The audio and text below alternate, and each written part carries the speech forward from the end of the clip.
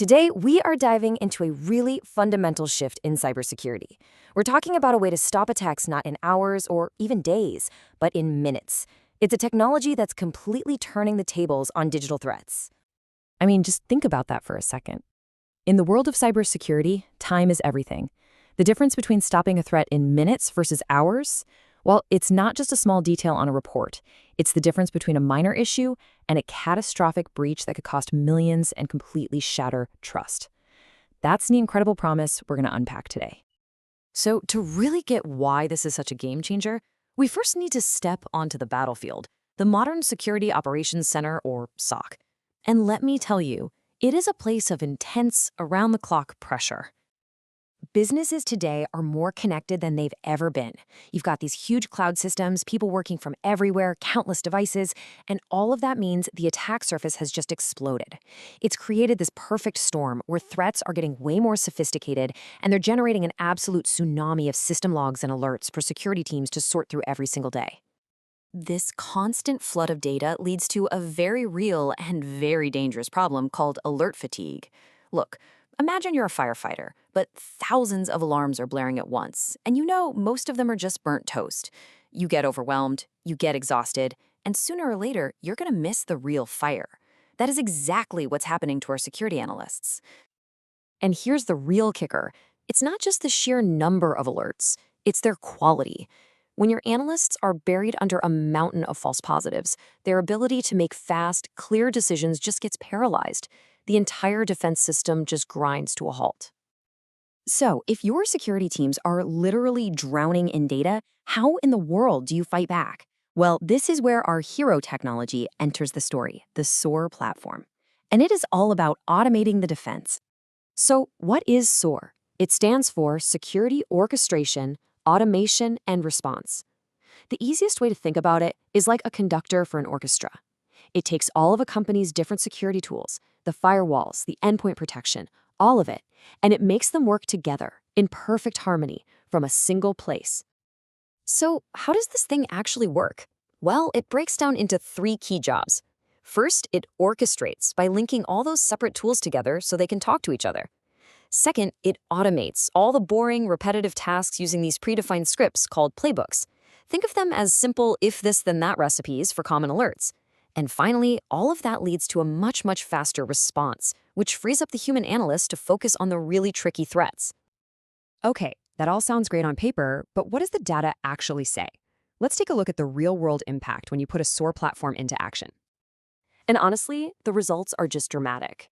Before SOAR, containing a security incident was measured in hours. It was slow, it was unpredictable, and it gave attackers a huge window to do damage.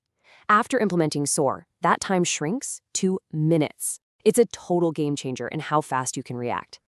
And what about the human side of things? By taking over all those repetitive tasks, SOAR can slash an analyst's manual workload by up to 60%. That is huge. It means less burnout and more time for these incredibly skilled people to do what we need them to do: hunt for advanced threats and solve complex problems. And you know, the story is pretty much the same no matter how you slice it. You look at every key metric, from containment time and alert fatigue to just plain old error rates and workload, and the SOAR-enabled Security Center just blows the traditional manual approach out of the water. It's faster, it's more accurate, and it's way more sustainable for the people involved. But hey, the story doesn't end with just simple automation. The next evolution of SOAR is all about making it truly intelligent.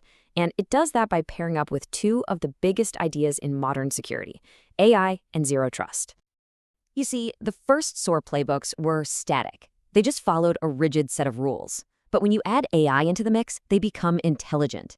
These new playbooks can actually adapt based on the specific threat. They can learn from how human analysts have responded in the past, and they can even recommend the best course of action. They're dynamic, they're not dumb. All right, now let's talk about zero trust. At its heart, it's a security philosophy built on one simple, really powerful idea: never trust, always verify. In a zero-trust world, it doesn't matter if you're inside the building or outside the network. Every single time you try to access something, you have to be authenticated and authorized. Every single time. So here's the crucial point. Zero trust is a fantastic idea, but how do you actually enforce it across a massive company without bringing everything to a screeching halt? Well, the answer is SOAR. SOAR is the engine that automates that always verify rule. For example, if an employee's account suddenly starts trying to access weird files at 3 a.m., SOAR can instantly and automatically lock that account out or isolate the device. It's what makes zero trust a practical reality. Now, as powerful as this technology is, it is not a silver bullet. You can't just flip a switch and walk away. To really succeed, you have to understand its limitations, and you have to understand the critical role that humans still have to play. One of the biggest risks is something called automation bias. It's this natural human tendency to just put a little too much faith in automated systems. You know, when a tool is right 99% of the time, we might stop double-checking its work, and that's exactly when that 1% error can slip through and cause some serious damage. And that's why this is so important. The goal is not to replace human experts, but to augment them.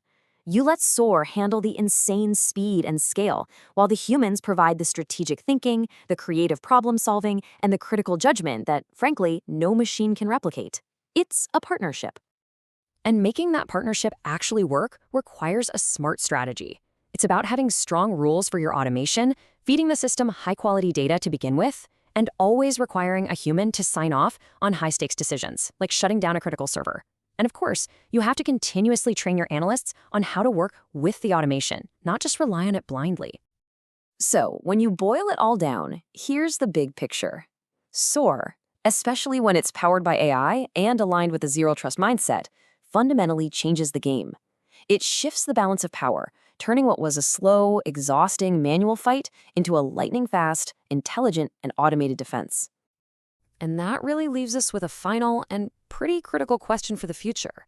As these automated systems get smarter and smarter, the real challenge for us is going to be making sure that our human oversight, our critical thinking, and our strategic wisdom all evolve right alongside them.